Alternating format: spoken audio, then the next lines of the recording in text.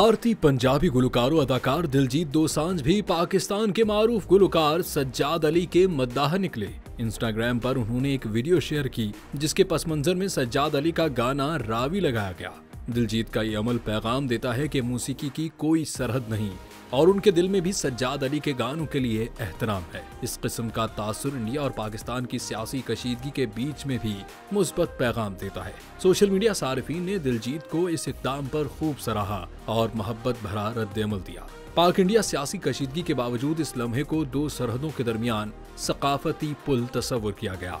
वाज़ेह है कि दिलजीत दोसांझ माजी में भी पाकिस्तानी फनकारों की मौसीकी को सराह चुके हैं। उन्होंने मशहूर गानों जैसे उड़ी जा और जुगनी को अपने कॉन्सर्ट्स में गाया या बैकग्राउंड में बजाया, जिस पर पाकिस्तानी फनकारों ने उनकी तारीफ भी की।